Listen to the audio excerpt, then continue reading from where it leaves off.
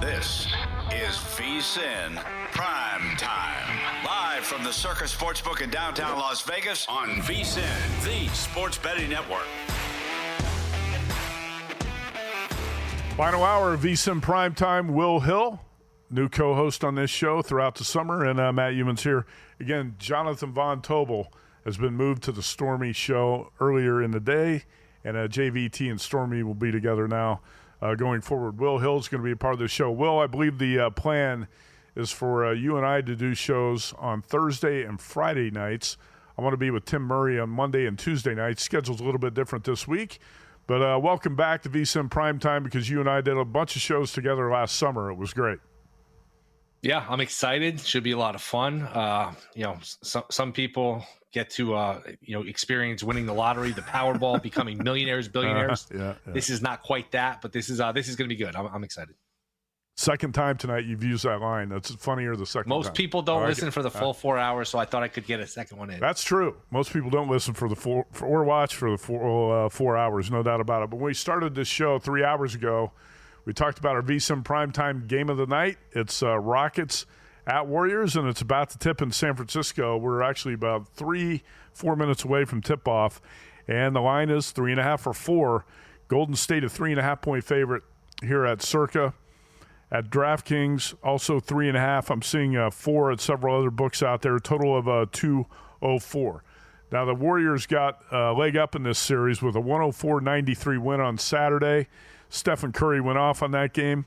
36 points, 7 rebounds, 9 assists. He had only 2 turnovers in 41 minutes.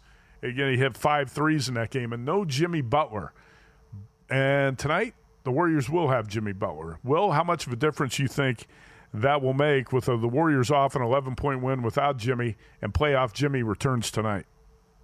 Yeah, it's hard to say, because until we've seen him, play here with this injury, is he going to be 80, 90%? Is he going to be 40, 50%? You would imagine. They held him out Saturday, so it's a serious injury, but the fact that he's back, he's got to be good enough to go. And I really think, just big picture, Houston blew a huge opportunity to not win a game where Butler's out. It's basically Curry playing 1-on-5, and you couldn't get that one. That is a bad omen for them in this series. I played the Rockets team total under 100.5. I just don't think they can score enough. I don't think they're good enough in the half-court offense, and we're seeing experience matters. The experience of Kerr and Curry and Draymond, and now you throw Butler back in the mix. If I had to take it or lay it, I would lay it. Before the series, I took the Rockets plus 1.5 games, and I thought with Butler banged up, that plus 1.5 games looks pretty good. This has the makings of a long series, and maybe Houston has a chance to win. But if Golden State wins tonight, they're up 3-1. Now, it's a little different because, when you're the lower seeding, you're up 3-1. 5 is on the road, 7 is on the road. You only get one chance at home to close it out. But I think Golden State is in control in the series. I'd expect them to win tonight, and I expect them to win the series. I have a lot of questions about this Houston offense. They've got a lot of pieces, a lot of players. They just don't have that stud on offense that you need in the playoffs when the game slows down like it does. Yeah, the stud is supposed to be Jalen Green. He did not show up in Game 1. He showed up big time in Game 2. He did not show up again in Game 3. Green had 9 points in Game 3. He was 1 for 5 from 3, and he's supposed to be the young stud for the Rockets. That half-court offense for Houston, painful to watch. And the game does slow down typically in the playoffs like this. Total 204 tonight. Last time these teams played on Saturday, total of 197 points, 104-93. And it's been a grinder when you watch these two teams get together. I think it's fair. Now, Doug Kazarian joined us in the previous hour, professional handicapper, former ESPN anchor, and the leader of the Killer Sports NBA handicapping contest here at VSiN. He's 14-3 against the spread. Doug said he's got a bet tonight on Draymond Green under 20.5 total points, rebounds, and assists. Well, in the previous game, Green had a total of 19. He had 7 points, 8 rebounds, 4 assists. You would think with Jimmy Butler coming back tonight that Green's numbers might dip a little bit. I just wonder if we're going to see the Jimmy Butler we know tonight, or is he not going to be 100%? Well, he's not going to be 100%. Is he going to be 70, 80? How much can Jimmy Butler give this team tonight? I think that's a big question. And I want to ask you this, too. When Butler's out on Saturday, how do the Rockets let Curry go off for 36 points? Don't you have to double him, force him to pass the ball, get the ball out of his hands as much as possible, say that's the one guy we can't allow beat us? I know it's easier said than done, but the Rockets did hold Curry to 3 points in early April when these teams met in San Francisco in the last regular season meeting. Yep, I had the same thinking, and I didn't bet it Saturday night, but I thought Houston was in good shape to maybe steal one on the road and get home court back. But like you said, Curry was able to get his shot off, and when Curry's in one of these zones that he's so much fun to watch, and got to enjoy him while we still can, because Curry, LeBron, Durant, a lot of these guys are getting towards the end. It's becoming a new era in basketball where some of these guys are phasing out. And I forget what show I was listening to it, but Curry. He's 37. He's 2 years older than Jordan was in that final dance season. So you think that Curry, he's got the baby face. He can still shoot it, but he's a guy who's been around. Played a few years in college and obviously a long NBA career here. So this is coming near the end. Although Curry, can shoot that ball, I'm sure, until he's a very old man. So interesting game. I like the Warriors. I like the Rockets team total under. Did you end up with any plays in this one? I don't have a play tonight. I've got the Rockets plus 170 in the series, and obviously if they don't win tonight, they're doomed. But no, I don't have a play. I see one book just ticked up to 4.5 as we were talking. I saw the screen light up here to Golden State minus 4.5. I don't have a play. Might live bet this game tonight. We'll see. But I would expect the Rockets to come back with a better performance than they had Saturday. Even with Jimmy Butler coming back tonight, I don't think that really makes much of a difference in how you handicap this game. I think Jalen Green's got to be the guy who steps up for the Rockets. You can't be the young star for a team and score 9 points in a game 3 of a playoff series. That was off I believe, a 39-point performance, 38 or 39-point performance for Green in the previous game after he was a no-show in game 1. Tip-off in San Francisco, so we are underway. Only way to bet this game now is to bet it live, and the Rockets score the first bucket to go up 2-0. We had a massacre in Miami tonight, 138-83. Cavs over the Heat. Will Hill, you were a winner. You had Cavs -8. There was some so-called sharp money on the Heat late. But, Will, what was the fact you said about the last 2 blowout losses for Miami? First team in NBA playoff history to lose back-to-back games by 30-plus points, and both of them happened at home, 37 and 55. So I was, I guess, surprised to hear that, but I guess when you think about it, to lose back-to-back by 30, you got to be really outmatched, outclassed to lose 2 games in a row by 30-plus, and if you're in the playoffs, boy, unless you're really sneaking into the playoffs, it's a very, not uncommon thing. It hadn't happened before until now, so I believe 55 is the biggest loss in playoff history because 51 was the new record after OKC-Memphis game 1. So, boy, what was it, 138-83, a 55-point deficit. Mm-hmm. You just go through this and you think, man, a 55-point final, 55-point margin. If the Cavs had not scored a point in the fourth quarter, they still win the game by 28 points. Really just a complete no-show and embarrassment here from Miami. No doubt about it. 37 and 55-point losses. You would expect much better from Eric Spoelstra coach team, but Miami gets massacred tonight and the series is over. Swept at the hands of the Cavs. How about this? Draymond Green is 2 for 2 from 3 to open the game. 6-2, Warriors over the Rockets. Talk about found money for the Warriors to open this game with Green hitting his first 2 3-pointers. Well, let's update what's happening in baseball right now. A's over the Rangers, 2-1. I think your screen's a little bit ahead of mine, but the Braves have come back to take the lead over the Rockies. The 4-23 Rockies now behind in Denver. And if you can't trust the Rockies to hold a lead, who can you trust in this world? Yeah, 5 unanswered here for Atlanta. Yeah, they lead 5-3. And since this game's about to start, I'll just give it. I did parlay the Dodgers on the money line with the Pacers on the money line tomorrow. Pays like -133 or so. So shop around. I know some people are anti parlays, but don't want to lay the -265 here with the Dodgers. I do think that's a good way to play them here. Cabrera walks a lot of guys. Command's not great. I think the Dodgers should be able to get to them. Dodgers have not hit as well as people might think after that great start. And, this team is on their way to 110, 115 wins. I think a lot of us thought that. How could you not? But the pitching injuries, the offense hasn't been great. And this is kind of flown under the radar, when is Ohtani going to pitch? He got hurt August of 2023. The conversation last fall was like, oh, can he pitch in the playoffs or the World Series? Here we are months and months later, and he's still not back on the mound, and there's no conversation about when he will be back. So the Dodgers have some issues here.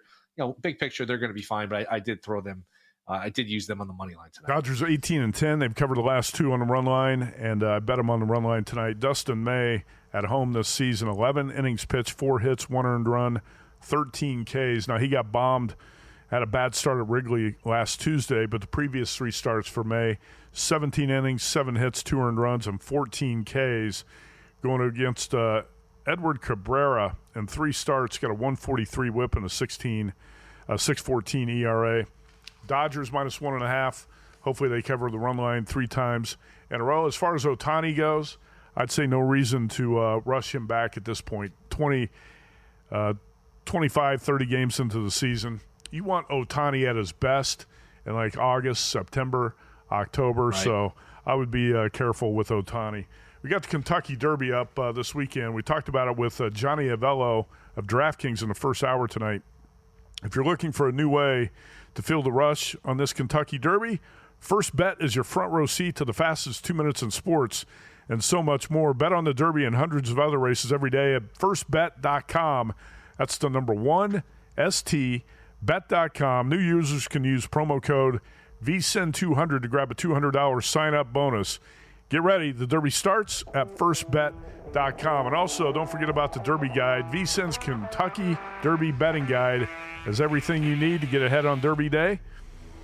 The guide's going to be out on April 30th. Sign up today. Just $9.99. You get your first 30 days of VSiN Pro, including the Kentucky Derby Guide. Go to vsin.com/subscribe. We'll have more Kentucky Derby coverage on the Tuesday night show with Bob Ike. Back in a minute here on VSiN Primetime.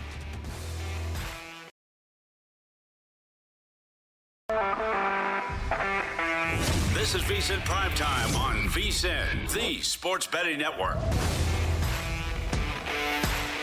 All right, Will Hill, Matt Youmans here, VSiN Primetime. We're going to go back out to the Progressive guest line one more time. And this guy says that we're saving the best guest for last tonight. Adam Hill of the Las Vegas Review-Journal, ESPN Radio in Vegas, covers the Raiders, Vegas Golden Knights, and we're going to start with the NFL draft over the weekend. Adam, I know you were out there for the Raiders draft. You did not necessarily endorse a running back with the number 6 pick, but the Raiders went with Ashton Jeanty of Boise State. How did you assess the Raiders draft as a whole when the smoke cleared after 3 days? I thought they did pretty well. In fact, it was my argument, and I know some people pushed back, but it was almost like there was a different person drafting day 1 as opposed to day 2 and 3, because day 1 they kind of ignored analytics and economics of football and those sorts of things and went running back. Now I know Ashton Jeanty's special, and I believe he's special, but it's still running back in the first round, which is not ideal in terms of new age thinking. And then all of a sudden, day 2, they start trading down, they start acquiring extra picks, they start stockpiling in the middle of the draft, making sure they get 5 of the top 100 players, and getting very wise in terms of team building and things like that. So I thought it was almost 2 different drafts. And then day 3, kind of the same thing, acquiring different traits, a lot of high end speed, a lot of strength, a lot of those sorts of things. So I thought they did really well after day 1, and I don't think they did terrible day 1 either. As much as I hate running back in the first round, like the way that the draft fell, there might not have been an ideal guy to take there. So I would have preferred they traded down, but you can't wave a magic wand and trade down either. Like, somebody's got to make that offer to come up. I feel like somebody would have come up to take Ashton Jeanty. But in the end, if you can't make a trade down, I don't know that there's a slam dunk pick there to go over him. So I excuse the analytic error a little bit. Alternate universe, Browns and Jags don't make that trade. Banks was the expected pick according to the market. Is that your understanding that would have been the pick? What do you think would have happened if we didn't get the trade? Yeah, I think it would have been a lot different. I mean, I think that was the way they were going if Ashton Jeanty was gone, right? And if they would have taken Ashton Jeanty at 5, I don't know if that's the case either. I don't know if the Jaguars then would have traded down to trade down to maybe Chicago. I'm not sure how that would have played out. But if Ashton Jeanty is gone, I don't think I just like to think they're too smart to not take Mason Graham there. But I know there was a lot of buzz about Kelvin Banks too. I also think that a lot of that came from, and look, I got the heads up too from some people in the building, like, hey, offensive line, and I think that was a case of they had sold way too hard on the fact that they were taking Ashton Genty, and they knew that they had sold way too hard on it. And when you're really taking somebody, it's not really wise for everybody to know who you're taking. So I think they were intentionally throwing up smoke screens the last couple of days to try to get some people off off the scent a little bit to make sure nobody jumped up and took Ashton Genty in front of them. So I kind of think that's what was going on with some of the steam toward offensive line. But to me, I think no matter what you say or how you feel or going into it, if you're actually sitting there on the clock and Mason Graham is there, I think they probably would have had to do it. Whose draft did you really like? Did anybody's draft trigger a bet for you one way or another? I mean, not necessarily. I mean, obviously, I think you're looking at Ashton Genty in the Rookie of the Year market, just because he's going to get the ball like every single time. I think, the Raiders getting him going to set that up, even though I don't think it's going to lead to wins necessarily. I think the stats are definitely going to be there for him. And I just kind of look around and, I know there's some people talking about Shedeur in the Rookie of the Year market. Like, I don't think it's out of the question he wins the starting quarterback job there. It's as crazy as it is. Might be worth taking a flyer, though. I thought the number would be a lot higher than it is on him. But in terms of teams really significantly improving, I don't know that anybody was able to do that to the point that I'm willing to jump on a win total over-under just based on what they did in the draft. I think obviously some teams had better drafts than others, but I don't think anybody materially changed their team for me to the point where I would jump on one of those right now. Raiders obviously in a tough division, but they're going to be exciting. You throw in Genty, Geno Smith's at least a capable quarterback. Are they going to be good enough to get out of the basement in the AFC West, in your opinion? Wow. It's tough, right? Because I think the Raiders are going to be better. And I think one of the things that they did, if you're looking in terms of, and I'll go back to that if you want to say, what did change maybe in terms of making a bet. I'll say this. The Raiders, to me, and I'll point out an analytics guy, Kevin Cole, that I follow, who I like a lot in terms of some of his raw number stuff. He said the Raiders played this off season in the first round of the draft as a team that was trying to increase their floor, not necessarily increase their ceiling. And I think that's true. I think if you look at a lot of things they did in terms of bringing in Geno Smith and then drafting Ashton Genty, guys are going to help them right away. Like, I don't think these are picks that are going to make them a contender or make them rise up the ranks, but I think it is going to ensure that they don't only win 4 or 5 games. I think they're going to win more than that. I think they'll win 6 or 7, potentially even maybe 8. I mean, I think that's the ceiling, but I think that they're really focusing on not being horrible. And I think they're trying to set a culture of, hey, we can be okay, we can win. I think that's what they're trying to do. And so I think, that might make me lean toward the season win total over just by saying, hey, I don't think they're going to be good. I don't think they're going to compete, but they're going to be better than terrible. And I think they're ensuring that right now. So, if that's when you want to look at it, I would think the over, but I don't know that gets them out of the cellar. I think the rest of the division is just too good. I don't think the Raiders are a terrible team anymore, but I also think that the rest of the division is better than them. All right, Adam Hill, Las Vegas Review-Journal, ESPN Radio in Vegas with us. Raiders were 4-13 last season, 0-6 in the division. So what you're saying, Adam, it's no longer just win, baby. It's just don't be terrible, baby. And that's where the Raiders are headed. I hate that. And I hate that, Matt. I hate that. I despise that. It's awful to me. But one of the things, the counter argument to that is when you've been so terrible, you do have to learn to win. Like there is part of it that's like, hey, build a foundation, build a culture, like don't be terrible. And that's the next step toward getting better. I can be talked into that argument as much as I don't believe in it and I don't like it. I can be talked into that as being, okay, this is what you're trying to do. So if that's what they're trying to do, fine, I guess. All right. So last question on the NFL draft here. I'll give you about a minute to answer this. Tom Brady was supposed to have a major influence on what the Raiders were doing in the offseason. Do you feel like that's been the case? And why do you think the Raiders continued to pass on Shedeur Sanders if Brady was supposedly a mentor to Sanders? Yeah, I think that tells you all you need to know, right? It says, hey, well, 2 things. One, like if Tom Brady believed that Shedeur Sanders was going to be a slam dunk home run, absolute star in this league, the Raiders would have taken him. Like Tom Brady is in the room enough. He does have enough influence. He wasn't there in the draft room, but he talks to everybody enough that if he believes them in Shedeur Sanders, they would have made that move and it would have happened. So I think that tells you all you need to know about where Tom Brady is on Shedeur, and he should know him better than anybody. So leave it at that. But I also think, and this is part of my argument for Ashton Genty, or against Ashton Genty, when they took Ashton Genty, that's a luxury pick. if you make a luxury pick in the first round, which you can't afford because you're not a good team, you can no longer take another luxury pick of a backup quarterback. Like, that threw out your opportunity to do that. And so, I know you said, what does one have to do with the other? Like, you can't make two luxury picks when you're a bad team.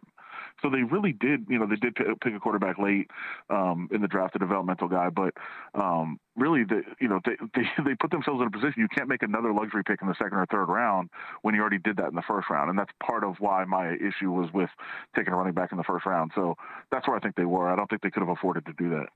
Cam Miller from North Dakota State, the developmental quarterback the Raiders drafted. I kind of like Cam Miller. It's an intriguing prospect. All right, Adam Hill with us talking NFL draft. We're going to shift over to hockey now. We got a final tonight. Florida 4-2 over Tampa Bay. And Panthers minus 144 favorites here. That went over the total of 5.5. Right now, Dallas on top of Colorado 1-0. And the Avalanche were minus 148. Total in that game is 6. Adam, we watched a great game last night. I know you were watching it. Edmonton had a comeback win over the L.A. Kings and tie up that series going back to Los Angeles. We got another tie series. It's Minnesota and Vegas. Golden Knights were lucky to get a comeback win on Saturday and tie it up. What's your handicap of the Tuesday night Game 5? You call it a pivotal Game 5. Vegas minus 210. That's a big price. Minus 230 at DraftKings. Total of 5.5. How do you handicap Game 5 between Minnesota and Vegas? Yeah, it's massive, obviously, for the Knights. I mean, you can't really overstate how important this game is. They've got to win it. They don't want to go on the road for a Game 6, facing an elimination potentially in Minnesota or in St. Paul. But I do, I would look at, I know it's a big number. I'm not convinced they're going to win. I certainly wouldn't lay that number, but I do think they're going to come out strong. So if you want to take Golden Knights first period or like over first period, first period goal, first 10-minute goal, something like that, I do think they come out early and try to jump on them. They've had a tough time getting the puck in the net, even when they do play really well and get a lot of shots. But I think they score early in this game and get a lead early because it's going to be very important to try to play from ahead. Can't play from behind and get desperation goals like they did in Game 4. So the Golden Knights they've put themselves in this position with some really sloppy play. It's been really, really bad at times in this series, and it's not characteristic of them.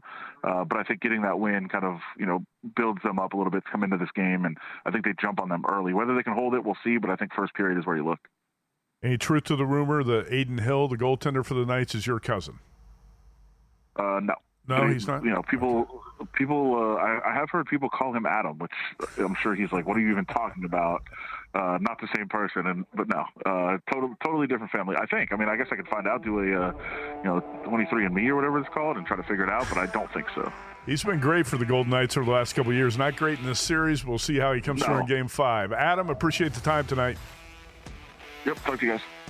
All right, that's Adam Hill, the Las Vegas Review-Journal, covers the Raiders and Golden Knights. Will Hill will come back with some baseball and an update on the Rockets-Warriors game. I'm on VSiN, the Sports Betting Network. The three-pointer drops for the Rockets, 24-19. We'll get you the updated line here in a minute. The NBA playoffs are here. We're in the middle of the first round. So is the VSiN Killer Sports NBA Playoff Challenge. We have 15 sharp handicappers from the world of VSiN and Killer Sports going head-to-head, making 38 picks each from the start of the playoffs all the way through the NBA Finals. If you go to vsin.com right now, click on the red banner at the top. You can see the plays each day, and you can see the standings. You're going to find Doug Kazarian. He was a guest on tonight's show. Doug, professional handicapper, former ESPN anchor, at the top of the standings right now, 14-3. And he had no plays tonight. I believe he's going to play the Clippers and the Pacers on Tuesday. But again, a total of 570 NBA playoff picks, all available to VSiN Pro subscribers. Picks are going to be locked in 1 hour before the first game each day. Right now, you can get full VSiN Pro access through August 1st for just $59. Don't miss the playoff edge. Head to vsin.com/subscribe to sign up today. Will, Rockets are back in this thing. It was 13-2. The live line got as high as 8.5 from what I noticed here at DraftKings. Right now, 26-21. The number is 6.5. So after a rotten start for the Rockets, it looks like they're back in this thing. Yeah, I'm trying to follow what's going on in the game, but it's a little distracting seeing whatever the hell is going on in this court with the Warriors. It looks like they have some design of like the Golden Gate Bridge or something. It's very I don't know, very, very distracting. But yeah, this was 16-2 Golden State. And you're thinking, man, this is big time trouble for Houston. They lost the last game on the road. Maybe they're just going to get run out of this building, run out of the series. Well, they've responded here, and Jabari Smith hits a shot to cut it to 26-21. So all things considered, could be much, much worse here for Golden State. I've been flipping back and forth between this and the baseball. I haven't seen enough of Butler to give you a scouting report on how he's looked. He does have 4 points, 2 rebounds, so that's at least a good sign here for Golden State that Butler's giving you something. Yeah, I thought Jimmy Butler's looked okay so far. If you didn't know he was injured, you wouldn't be able to tell it at this point. But Draymond Green went 2 for 2 from 3 to open the game. That's like found money for the Warriors. Since then, the Warriors as a team, 2 for 12 from 3. So they're 4 for 14 overall. They've cooled off since that hot start. Jalen Green, who had 9 points for the Rockets in Game 3, actually has 4 so far tonight in the first quarter. Stephen Curry off to a slow start.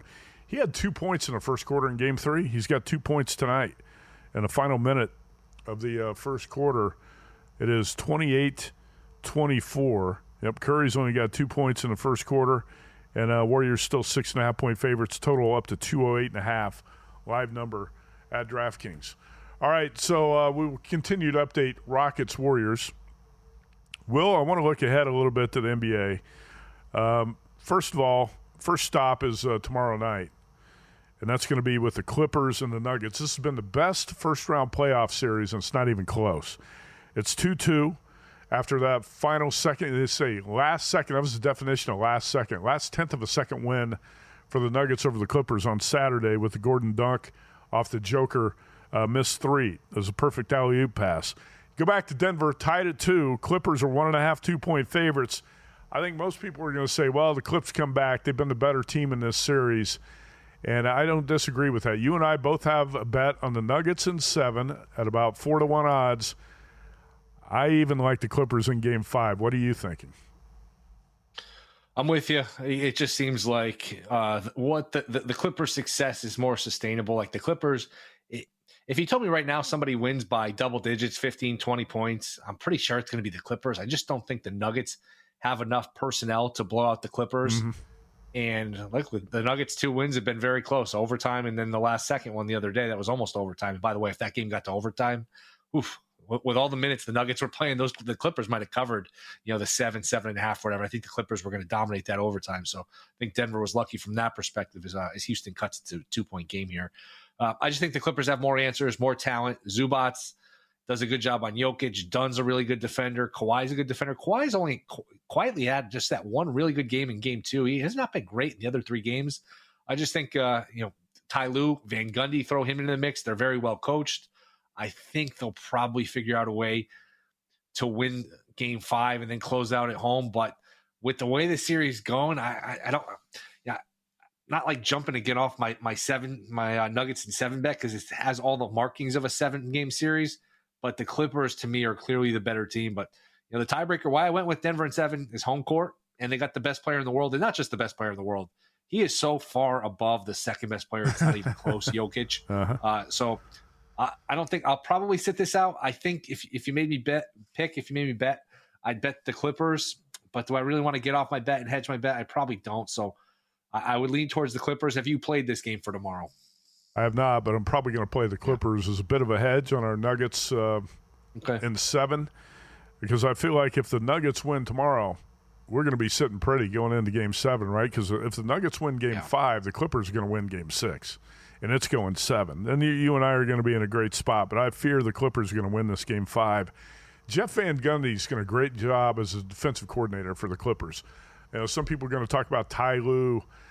I think Gundy's the key to that coaching staff, what he's done with that defense. So it's interesting. The Joker, you said, is so far ahead of the number 2 player in the NBA. Joker had 36 points, 21 rebounds, and 8 assists. He did not get an assist for that alley-oop pass to Gordon to win the game, 101-99 on Saturday. But it's interesting that Shai Gilgeous-Alexander won MVP. JVT and I talked about this for 2 months. It was aggravating that when you watch the Joker, who's had one of the best offensive seasons, maybe the best in the history of the NBA, one of the top 5, let's put it that way. I don't want to say the best. how does he not win MVP? This is the best of his 3 MVP type of seasons, and SGA won the MVP award. But I'm with you. I think Joker is head and shoulders above the rest as the best player in this league. Yeah, I mean, I get why they gave it to SGA. I don't agree with it at all. His team won 18 more games.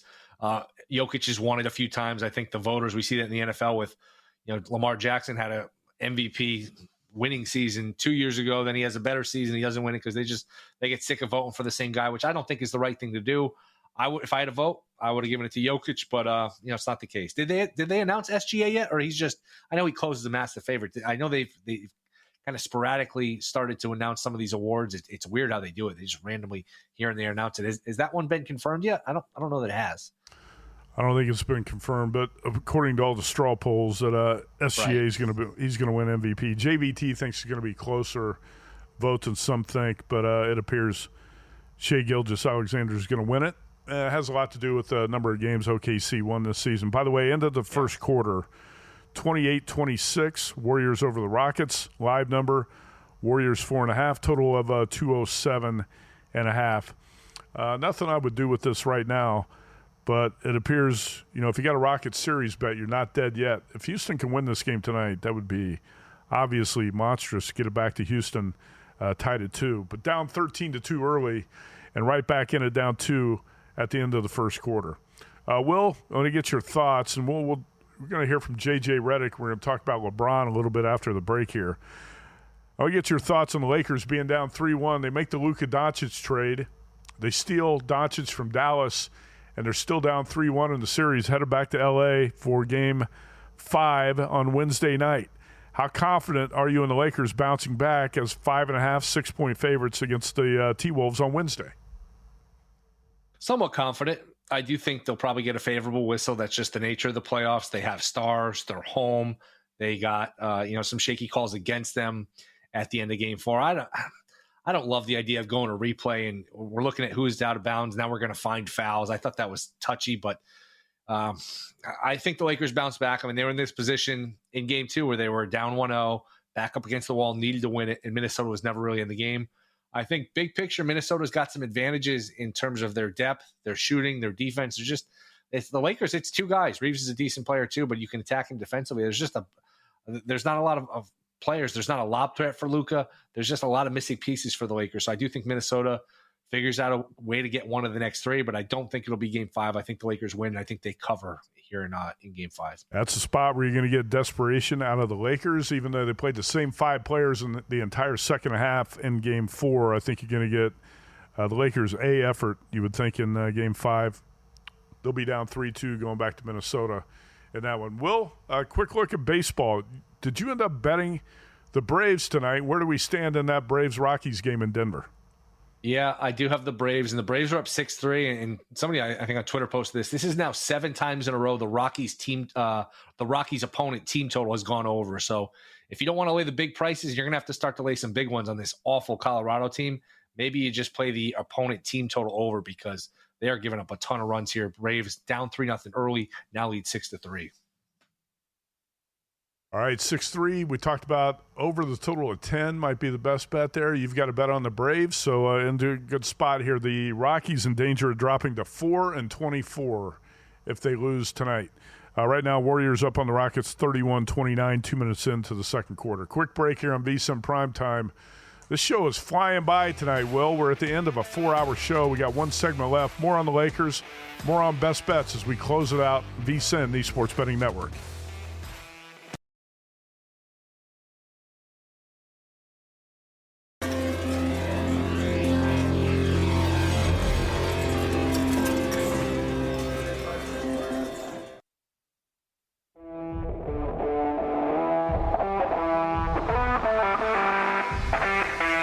This is VSiN Primetime on VSiN, the Sports Betting Network.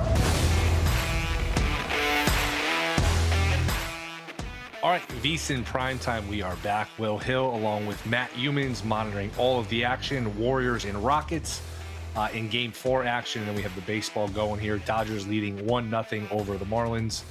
Light card here on baseball. You get these in Mondays with Major League Baseball with just kind of a sparse slate. Earlier, Mets defeated the Nationals 19-5. Nimmo with 9 RBIs for the Mets as they win. Soto has not done much, and they're still in first place, so a good start for the Mets as we check these scores. Orioles with a much-needed win over the Yankees as they win that game 4-3. Devin Williams comes in a non-save situation since being demoted, and the Orioles are able to hang on after they lead 4-0 with a 4-3 final. And Atlanta is defeating Colorado 6-3 as Colorado continues to be just an ultimate cash cow. If you can bet against them, whether it's the money line, whether it's the team total, Colorado was up 3-0, but we know how these leads don't last with the Rockies. Steve Phillips, we had on earlier, made a good point. He said, man, these leads disappear quickly when you're talking about Rockies baseball. And it's now 6-3 Atlanta.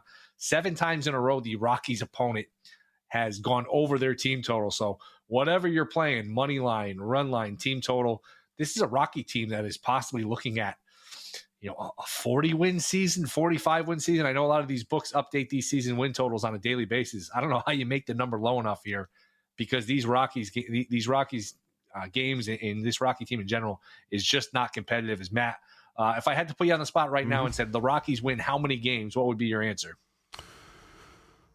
I'm going to say 40. Yeah, it's a little bit worse than the Chicago White Sox last year. But, I mean, how optimistic can you be about the Rockies, Will, when they have to go up against the Dodgers, the Giants, the Padres, and the D-backs so many times within the division? Who's this team going to beat? So anyway, what's our update on the Dodgers score? We're having some audio issues here in the studio. I'm trying to get the Dodgers score as well. Do you have a – Dodgers were up 1-0. They had a Freddie Freeman RBI single. Where we stand still now? 1-0. Yeah, still 1-0. Ohtani led off the game with a single, stole second, then a sac flying. Like you said, Freeman singled him home. Cabrera has settled down since, but it looks like they got a leadoff base hit here. The Dodgers do to start the bottom of the third from Muncy. So 1-0 Dodgers. They got a man on. They were obviously a big favorite. So I parlayed them with the Pacers on the money line for tomorrow. I do think the Pacers roll. I think we had Doug Kazarian on earlier. He talked about how it just feels like the end for the Bucks. Who knows what their effort level is like tomorrow? I don't know that anyone's going to be as bad as the Heat, but I don't have much faith in the Bucks either tomorrow. So I would look for the Pacers to win and maybe win going away against the Bucks. Did you agree with that pick? I know you don't like laying numbers, but doesn't it feel like this is over and the Bucks maybe let go of the rope here in Game 5? Well, let's talk about that. Best Bets brought to you by G-Bank, the official bank of VSiN. And as far as best bets go, I do think the Bucks let go of the rope with Damian Lillard out. You were talking about this earlier in the show. Is this the end of the freak era in Milwaukee? I think you asked Doug Kazarian that, and I think it might be. And it's a blowout loss in their home court, 129-103. And Pacers going home, feeling like they got a chance to lock this up with no Lillard. I would it'd be Pacers or pass for me, and I think Doug had a good idea there with the Pacers on a money line parlay. I don't know what you want to put it with, but I feel better about the Pacers that way. But yeah, I don't want any part of the Bucks. I don't think this team's got a lot of heart and a lot of will to stay alive in this series. It looks like it's all but over for Milwaukee at this point. I would think if you're looking at the NBA card, Will, tomorrow, Pacers probably a good bet. I don't have a good feel for the Celtics or the Knicks at home in their situations, but I think you and I are on the same page with the Clippers, 2-point favorites at the Nuggets. Probably would be the best bets for me going into Tuesday night. G-Bank is upping the ante, by the way, with up to a $750 bonus for new G-Bank Visa Signature Card customers. First, new customers who spend $1,000 on eligible purchases within 90 days from account opening receive a $250 bonus. In addition, if you spend $50,000 on gaming and sports app loads within the 30 days of account opening, you'll receive another $500 bonus. That's potentially a $750 bonus. Apply now at vsin.com/gbank. vsin.com/gbank. Subject to credit approval. Terms and conditions apply. I thought Adam Hill, talking about the Vegas Golden Knights, hinted at it. The Knights are in a type of must-win situation on Friday night. It's 2-2 in the series. This is a huge win if you can get a pivotal Game 5, Will Hill. I don't want to lay that big price with the Knights over $2, but you got to like him to win Game 5. Favorites in the series, favorites at home, tied 2-2 in the series. I'm going to try to find a way to play the Vegas Golden Knights on a Wednesday night. Or maybe I'll just pass because I have them in a series bet. Have you been betting much hockey at all? Here or there, I did take a future on the Maple Leafs, and I have a future on the Jets. I did some shows with Scott Seidenberg a couple weeks ago, and we talked some futures. So he was able to convince me on some futures. Let me ask you: when you're in Vegas, I would imagine the prices on the Golden Knights are inflated. Is this a situation I would think where you get some value here on their opponent if you like their opponent? Is that something where they jack up the prices because so many people are betting on Vegas there? I'm having some audio issues with you here. I can only hear you talking about half the time now. I will say this, that let's take a quick look back at the Lakers T-Wolves game on Sunday. And the Lakers up 113-111 in the final minute. Now, Will, I want to get your take on what happened here with LeBron. We're going to hear from J.J. Redick. So LeBron went scoreless in the fourth quarter. He made 3 blunders in the final minute. And what did you think? It was 113-111 Lakers when LeBron pulled up and launched a 28-foot brick. And he did everything wrong in the final minute as the T-Wolves seized control of the series to go up 3-1. I'm going to say this about Luka, too, before we hear the J.J. Redick clip. People love to watch Luka on the offensive end of the floor. He is a disaster on the defensive end of the floor, and I think that's one big reason the Mavericks didn't want to give him a Supermax contract. You watch Luka on the defensive end, it's a joke. It's comical how bad he is on the defensive end. Anyway, let's hear from J.J. Redick, who took aim at the officials on Luka being tripped in the final minute as part of the reason the Lakers came up short in that game. Let's just start with Luka got tripped. I mean, that was a blatant trip. He doesn't just fall on his own. We watched it. He gets tripped. So we should have been at the free throw line. That's not an excuse for why we lost, but we got fouled, and we had a chance to go up. Again, you work on the end game stuff, and you draw it up, and you tell guys very specific things. We didn't execute it. And very obvious, we didn't execute it. So I don't know that's my only vantage point. We just didn't execute it. Well, I think this is what we're talking about here because after the Doncic deal with Dallas, the Lakers were gifted a superstar, but they're down 3-1 in the series. LeBron, like I said, made 3 blunders in the final minute.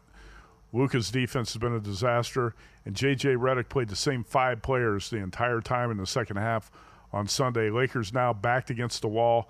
What do you make of Redick's strategy, the excuse making, and do you think the Lakers bounce back here in Game 5 on Wednesday night? I think they'll win Game 5. I wouldn't count them out for the series, but that plus 370 isn't enough for me to bet it. And whatever happens, big picture for the Lakers, you walk away with this season with Luka. I never thought this was a championship roster.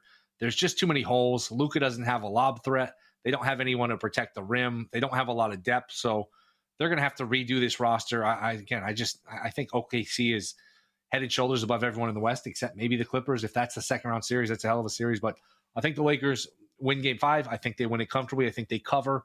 And then Game 6, well, who knows? Because they could have won Game 3. They could have won Game 4. I know, would have and could have doesn't do much for you. But I wouldn't count the Lakers out in the series. I don't love the plus 370. That's not enough bang for my buck to bet it.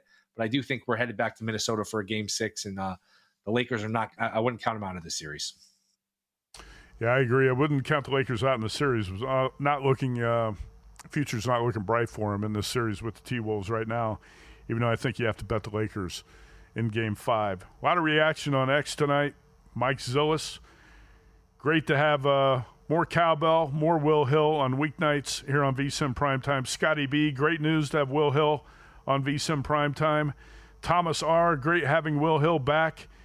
We got to have Will on at least 3 nights a week. It's Will, great job tonight. It's great to have you back. We did a lot of shows together last summer. We're going to be together here again Tuesday night, and then regularly moving forward, Will Hill and I on Thursday and Friday nights.